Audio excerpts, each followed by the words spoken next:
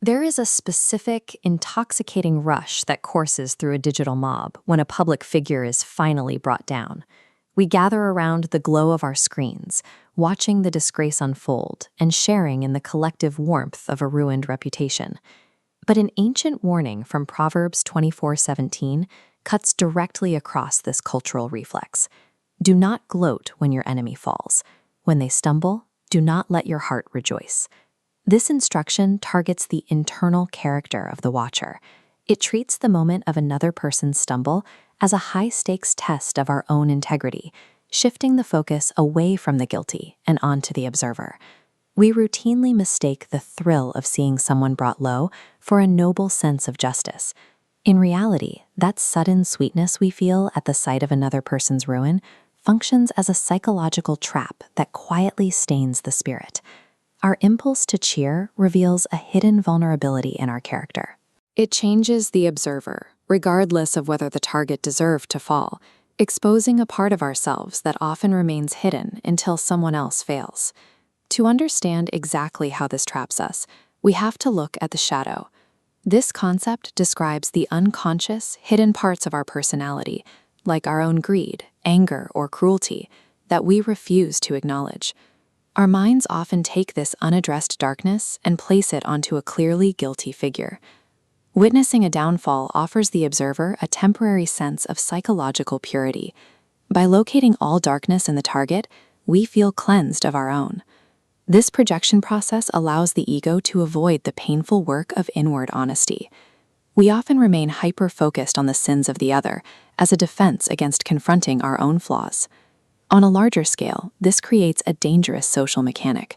A group in tension can manufacture a sense of peace simply by uniting against a single marked individual and forcefully expelling them. The thrill of a downfall often serves as an escape hatch from self-reflection. We use the language of moral seriousness to hide our relief at seeing another man's disgrace. Modern entertainment has industrialized this specific psychological flaw.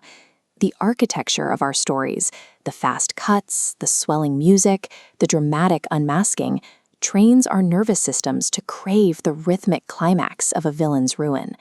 Screen culture achieves this by compressing moral time.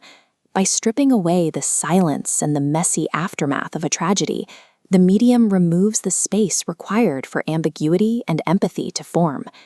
This narrative conditioning transfers from fiction into reality. We begin treating real public humiliation as a highly legible, consumable product, the next plot turn in a serialized conflict. Repeating this cycle of consumption narrows the audience's moral palette. We lose the patience for complex, sober judgment because we have become accustomed to the quick payoff of a public collapse. A culture that frames ruin as a narrative climax eventually values emotional completion over restoration. We learn to actively hunt for public destruction as a fast way to resolve our own internal narratives. When this desire for public shaming scales up through algorithms, it acts as a high-speed bonding mechanism for crowds. People feel an instant, powerful sense of unity when they punish a common offender. The pursuit of this communal high causes society to prefer rapid, theatrical exposure over slow, deliberate fairness. Constant participation in public shaming hollows out critical thought. It replaces genuine conscience with a script of performative outrage, where people decide and condemn in an instant to remain safe within the crowd. A society addicted to humiliation loses its ability to heal. We replace a shared moral covenant with a permanent cycle of exclusion and contempt. Standing atop a ruined person creates a false sense of height. When one block is pushed down, the other appears to rise. But widening the frame reveals the truth. The observer's block sinks equally. Pushing someone down feels like elevation, but is actually a descent. History shows that defeating an oppressor while absorbing their hatred simply transfers the corruption to the victor's internal law. We become the image of the very evil we claim to oppose. Justice severed from mercy functions as vengeance. It drags the accuser down to the exact moral level of the accused, leaving the deeper human problem untouched. Resisting this trap requires an active decoupling of accountability from the pleasure of hatred. We must seek order without drinking from the cup of contempt. Confronting even overwhelming guilt requires us to preserve room for grief, restitution, and human dignity.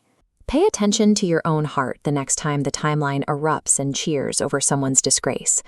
Notice if you feel taller because someone else looks lower. True wisdom is proven not by the intensity of our judgment against the wicked, but by our discipline to judge them without corrupting our own spirit.